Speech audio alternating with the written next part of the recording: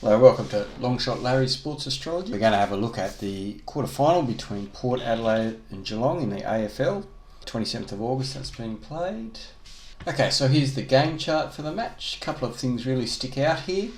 Number one, Neptune very, very close to the ascendant. It's 1 minute away from being 1 degree on the ascendant. The ascendant in this game is Port Adelaide. They are the home team, but they are the favourites. So the favourites are the ascendant. Neptune is trying the part of fortune there. The other thing you can see is Mercury is 2.5 degrees away from the descendant, and that's pretty much it from that chart. The other thing is that Mercury will be forming a quincunx to Jupiter. It's about 19 minutes away. That is the only real aspect, but it won't be exact during. So we'll just check that on the sorted aspects. Moon's forming a sesquiquadrate to Mars. Neptune trying the part of fortune. That's it. Oh, it is within 1 degree. Okay, so looking at the Frawley method, we have Mercury is in charge of the 7th house. It is in the 7th house. That's one for the underdogs. There's nothing else on that one. We're going to have a look at the anti-scion positions around. So we have the game chart in the middle, anti-scion around here. We can see on this one that Saturn doesn't rule any of the houses, doesn't rule 1st, 10th, 7th or 4th, doesn't rule the part of fortune, but it is very close to the anti-scion or anticia part of fortune. That's probably one for the underdogs. Saturn is a malefic influence on the part of fortune, very close, that's one for the underdogs. Now the moon's the final thing we look at. We give it an arc of 4 degrees before the match ends for AFL. We have 20-minute quarters, so 4 of those is 4 degrees, so that'll take us to nearly 7 degrees. It will form a trine to the moon. The moon doesn't rule anything. It will oppose the antisca of Jupiter, which is Lord of the first house in the Frawley method, in about 1 degree. So that's one for the favourites. That's all the aspects it will make. Okay, so let's have a look at the teams. We're going to start with the first game chart. So Port Adelaide, this is their first game in the AFL, and this is Geelong's first game in the AFL. So you can see Neptune here on the ascendant, very closely opposing Mars in the Port Adelaide first game chart, 1 minute away. That's not great, and Mars is very important generally in sports, but for Port Adelaide it rules the Sun and the MC, so it's a signal of success, so that's not too flash. In Geelong's chart, Neptune's not really making any major aspects. It's opposing the ascendant, separating 30 minutes away. What is interesting here is Jupiter is retrograde here in Aquarius. It is conjunct the part of fortune for Port Adelaide, but it is trine the midheaven also quite closely for Geelong. That particular area seems important for Geelong. That's it for the first game charts.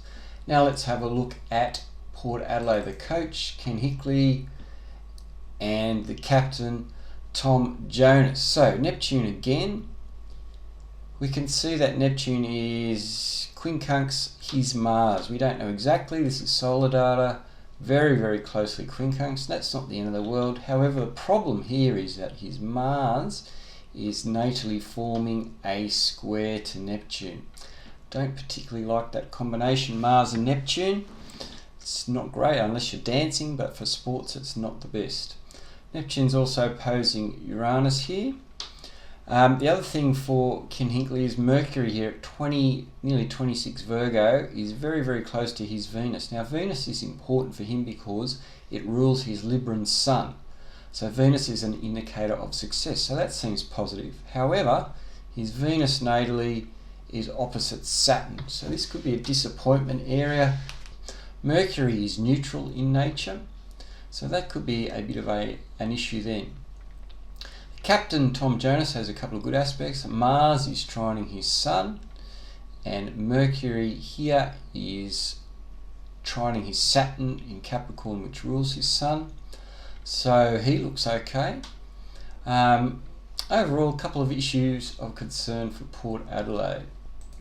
Having a look at Geelong, Neptune is not doing a lot. It's past a trine to the Mars of the coach Chris Scott. Natally, his Sun is in 12 degrees of Taurus, Neptune's 13 Sag, so it forms a quincunx natally. Aspect can go either way. And if you look at Joel Selwood for Geelong, Neptune is also quincunx his Sun quite wide natally, so that can go either way. What is interesting here is Jupiter is applying to a trine to his Mercury here at 25 Gemini, one of his stronger planets. Now, he's a Gemini Sun, so Mercury rules his Sun, so once again this is an indicator of success.